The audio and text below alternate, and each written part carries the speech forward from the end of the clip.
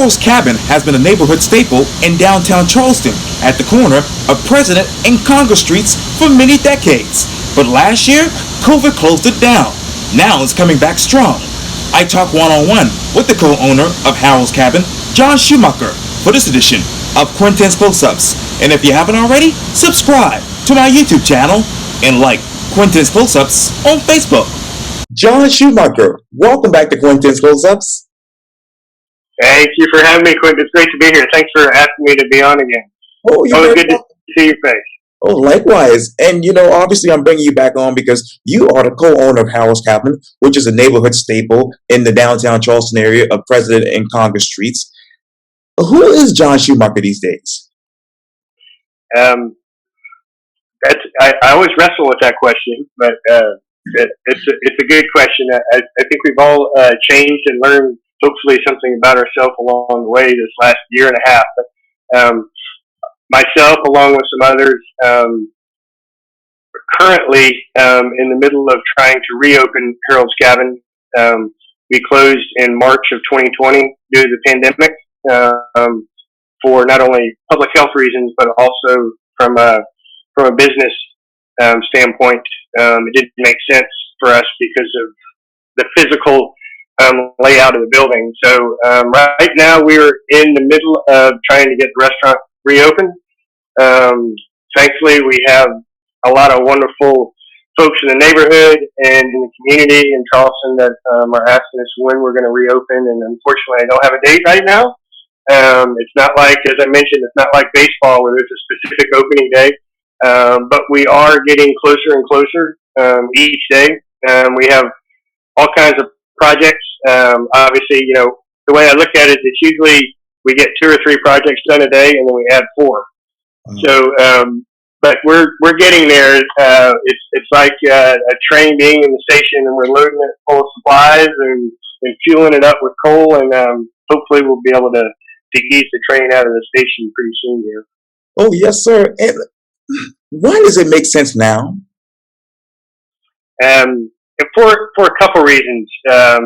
It's a complex thing running a business by itself, and then obviously with the issues and what was created with the pandemic, we had a couple things that were on our checklist that we thought needed to change in order for us to get to the point where we thought it made sense for us to open.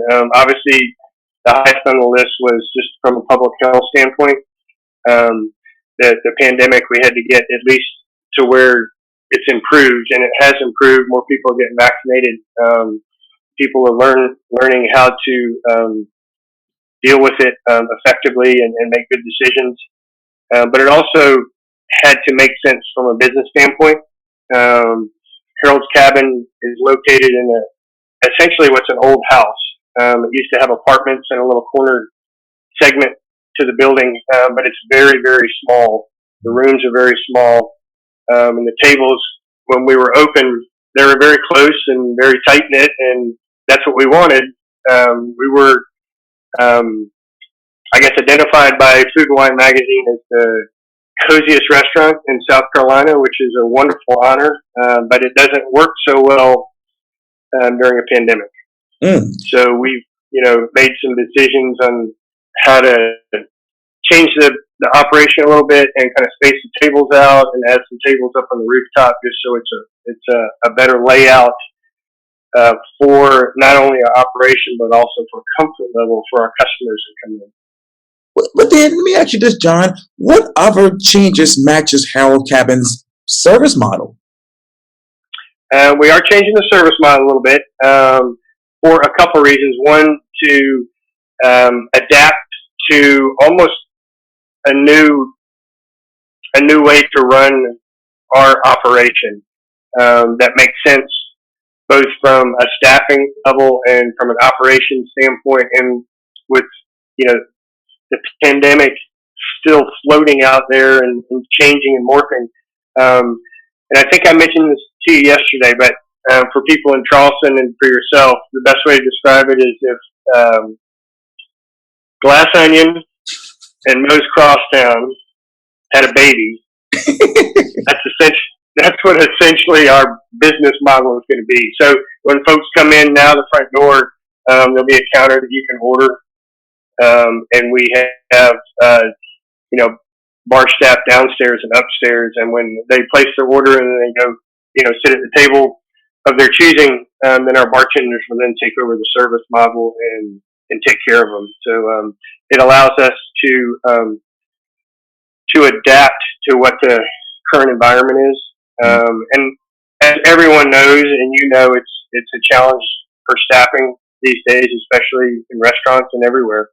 So this service model allows us to open, I think, with fewer staff to make the operation effective and able to move forward. We're also going to adjust our hours and days of operation as well.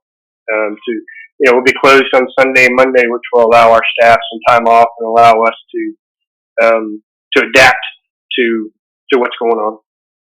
And what layout of the service model that is something that you always wanted to do? Well,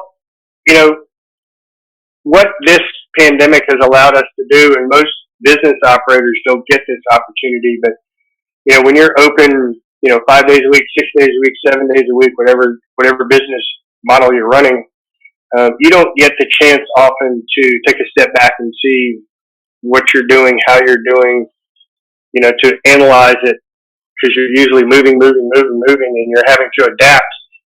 But a lot of times it's a quick adapt, a quick pivot, a quick shift.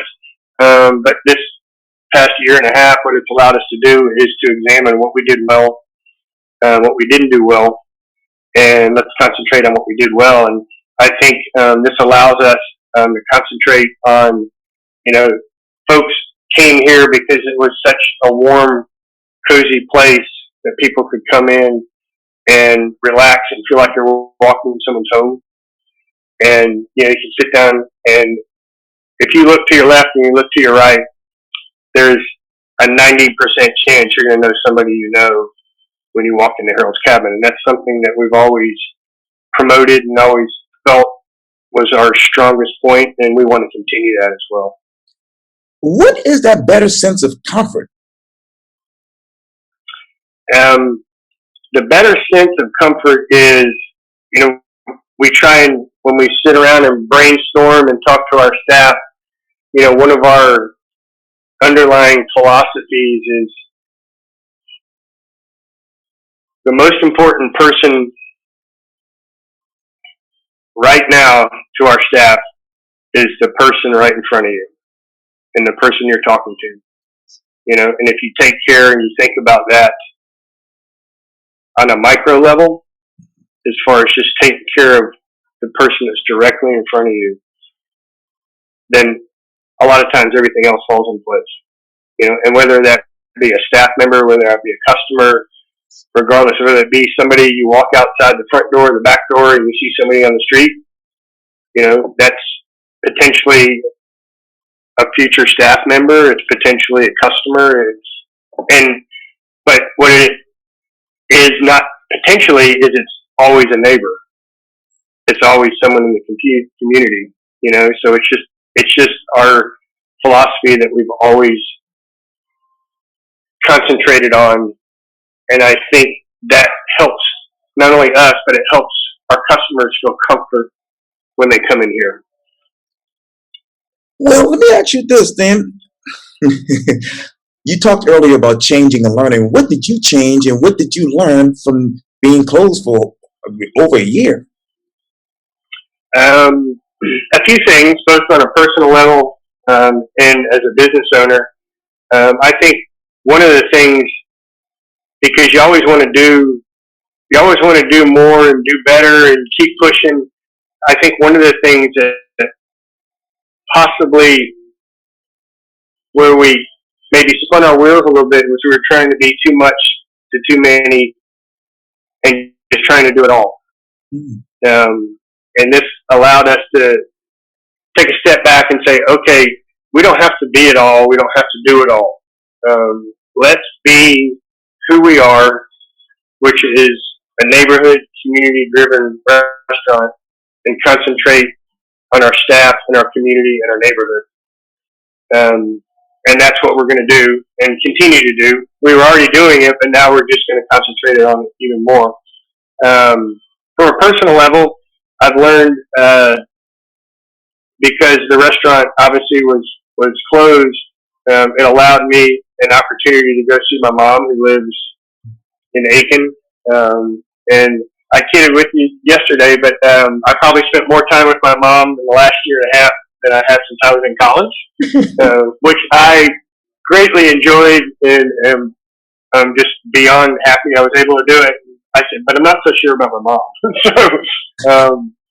So that was something that I would have never had the opportunity to do if we were open. Because, you know, when you're running a business, it's 7 days a week. Yes. Regardless of whether you're at the location or not, you're always either thinking or doing something for the business. And I just didn't have the opportunity as much as I wanted to go see my mom and my family. And now I was like, it's so strange to say it, but if it wasn't for the pandemic, I wouldn't have been able to spend the time with my mom that I have for the last year and a half. I know you talked a lot during this particular interview about obviously your location, President and Congress Streets in the neighborhood. What is the sense of community there? To us, being in a neighborhood, you always run into your customers in your neighborhood. My parents are from New York, and when I was growing up as a kid, we used to go up a lot and spend time in New York. And I always had this memory of, you know, they lived in Queens, and on every corner, on every street, there was either a pub or a gathering place, a watering hole, or there was a little deli, a little corner store. And everyone gravitated towards that. And you saw your neighbor, and you asked about them, and you were genuinely engaged with them because they were part of you and part of your life because they were in your own area, your circle. And that always meant a lot to me, and it always resonated with me. So, you know, no doubt that some of the best restaurants and operations and businesses are in strip malls. They're on, you know, your everyday streets and in your neighborhood, or in your community. But when I come across a business, whether it's a restaurant, a bar, or whatever it is, that's in the middle of a neighborhood, I have a soft spot for it. You know, just because we have neighbors across the street, and I see them every day working in the yard. You know, I see their kids, you know, and you stop and you talk to them. You get to know them, you know, and you have that sense of connection, right. You know, not only with your neighborhood, but with your community. And that means a lot to me. It means a lot to our operation. So, I mean, for years, when we were open, what we used to do is just the staff would randomly pick someone in the neighborhood, and once a month we would take a care basket and just put it on their front porch. Wow. You know, just to say hi and, you know, thank you, and, you know, thanks for being our neighbor. Thanks. That's amazing. And let me ask you this: what does Harold's Cabinet have in common with the average independent restaurant?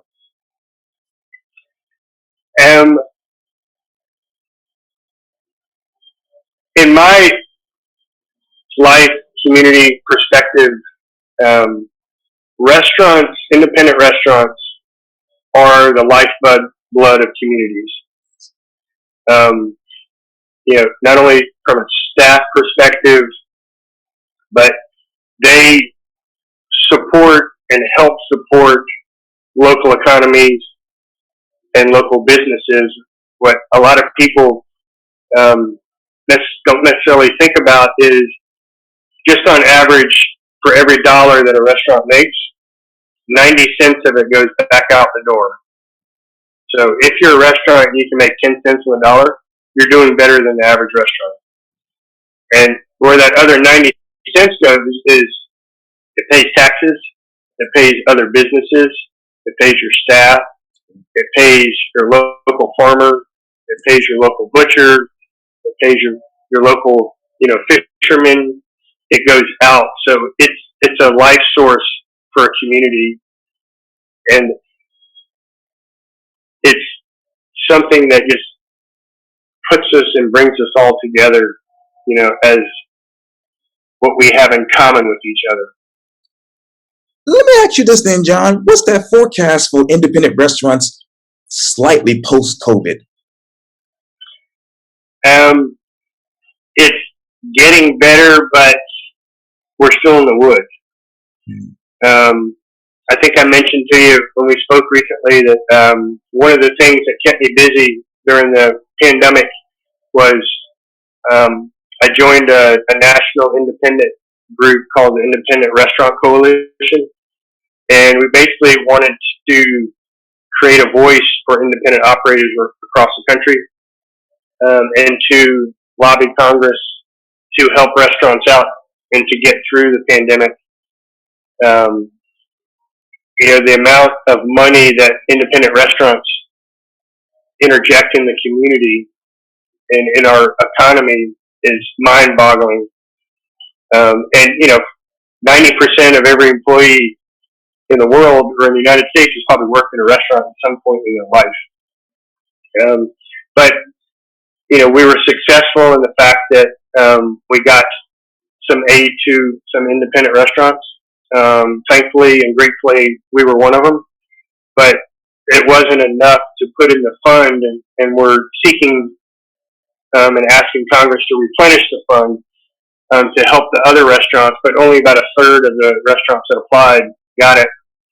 When you walk by a local restaurant now, it looks busy. There may be a wait, and everyone thinks, everything's back to normal and everything's good. The problem is that doesn't make up for the last 15, 16 months. A lot of restaurants, including ours, had to take on debt to be able to pay bills, be able to pay staff, and you can't make that up. So it's going to take some time for everyone to get their feet again and get back to a level playing ground. And restaurants certainly aren't the only industries that are hurting out there. But this has happened once a century, the last 2 centuries, and it takes its toll. So it's it's an opportunity for everyone to help each other out. What? Yeah, and what model should Washington use to actually support these independent restaurants? Well, there's a website, the Independent Restaurant Coalition is called Save Restaurants, and they can sign up for newsletters. And there's a packet on there, and it gives you details, instructions, and how you can get in touch with your legislator, your representative, and just tell them your story about why this is important, not only to your operation, but to the independent restaurants across the country. So, and we're always trying to get the word out and to help the smallest of the small, because a lot of folks in different areas, they're not able to have the voice, and so we're just trying to spread the love and, to help take care of each other, during this time. How is obviously United States Congresswoman Nancy Mace, United States Congressman Jim Clyburn, and obviously United States Senator Tim Scott listening to your voice on this issue? We've been knocking on that door so hard, and we just keep doing it. So, we have a constant communications. We have, a team of lobbyists, a team of, social media gurus, and we reach out to them. I can't remember the number of emails and calls that I've made to representatives throughout our state, just to, tell them about the program, tell them about specifically Harold's Cabin and what we've been through and how important this is to them. And, they have a staff of folks who listen to people who send them emails and give them calls and say, this is what's important to us. So they're probably sick of seeing my email. Oh, here comes the email from him again. So, but that's the only way for your voice to be heard, and so that's, and that's what we pay our legislators for, is to listen to, its constituency. Absolutely. And you talk about centuries. Let me reset because obviously Harold's Cabin on the corner of President and Congress, as I mentioned, is being at the time was being regentrified back to its root and more. In 1929, 15-year-old Harold Jacobs began selling snowballs in the corner. His family business grew in popularity and developed into a gourmet shop called Harold's Cabin. You all say we wish to honor that particular tradition, that is. How do you think Harold, that is, would have navigated COVID from a business perspective? um, I I've never met Harold or Lillian. Harold passed away, I believe, 2005. But I was able to talk to some folks who did know him, spoke highly with him. I have this vision that Harold and Lily would have figured it out probably better than I have. Their business model was a little bit different than what ours is. Theirs, in this original location, was more of a mercantile. It wasn't a restaurant, so it was a little shop, and it was a shop well ahead of its time. Just in this little small corner location, it had over 100 cheeses that had foods from around the world. So it was more of a shop you popped into, and you grab some things, almost like a mini grocery store, mercantile. And when they moved downtown to Wentworth location, they had the shop on the first floor and the restaurant on the second floor. But I think he was pretty wily, and he was an incredible businessman. I think he would have done quite well, and probably would have excelled at it better than I have. How did you then step into Harold Cabin's past when COVID first hit? I actually started this project, before we opened. The business and the location was purchased in 2014, and it was falling down, for lack of a better description. It had changed hands multiple times, and it needed a lot of TLC. Okay. It took us 2 years to do a total reconstruction and go through zoning and bring it back to our interpretation of what the building was, and we tried to keep a lot of it in place to honor its history. But when the building was purchased, some of the folks who were involved said, "We think there's some history behind this location." So I went to the College Charleston Library of Archives, and sure enough, Harold and Lily had donated all their papers to the library. So there's about 4 or 5 boxes, and the years preceding us opening, I used to go down there and just pour through all the notes and pictures and old menus, just to get a sense of what it was to them and what they were trying to accomplish as far as Harold's Cabin, and simply what we've tried to do is to bring it back, so people understood what it meant to the community then.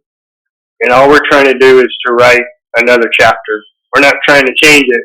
We're just trying to bring it back and tell people the story and honor its past and its roots. What is the soul of the building right now? Well, the soul is a lot of emptiness right now. The soul is neighborhood, community, compassion for your fellow neighbors. Wow, that's amazing. Well, then, what will the chapter be? What will be the chapter title in the next 5 years about the story of Harold's Cabin? Oh, wow! Now you're asking me to look into my crystal ball.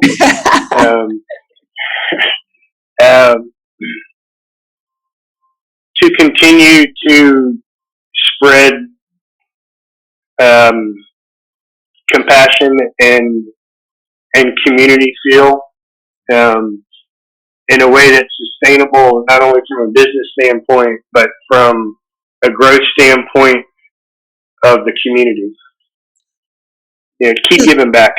Keep giving. Oh yeah, absolutely. And what is that growth right now in the community? I think the growth right now is just we got to get back up on our feet. We got to pull our bootstraps back on, and open the doors and show people what we're about, and let them come in and spend some time with each other and ourselves again. How is Harold Cabin's story relevant right now in the so-called new normal? I think it's more important than ever. A lot of people have had to make changes.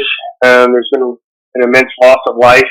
There's also been a change of how people go about their daily lives. Even myself, to be perfectly honest, when I go into a location, whether it's a restaurant or a retail store or whatever it is, I still have a little hesitation because I'm trying to relearn how to be social again, with people, and in spaces. But I think, the human experience is about interaction with your fellow neighbor, your fellow man, and I think people miss that, and I think they're in search of it, and they just want to have some quality time and get to know your neighbor and your community brethren again. And that's why I think it's more important now than it ever has been. How did you all survive this time and not close permanently? Very supportive partners, and probably a little bit of craziness that allowed us to say we may be able to do this, but it's not ready yet. And we wouldn't have been able to do that if we didn't have supportive partners, supportive communities, supportive neighbors. So it gives you a little bit of sense of there's things in the world that are a lot bigger than just you. So this is more important than any one restaurant or any 100 restaurants. It's the big picture that we have to be aware of, that we're all a part of. And I know you basically said, hey, listen, you weren't not totally 100% certain about the decisions that you all made, obviously, last year. What was the bigger picture when you looked at it?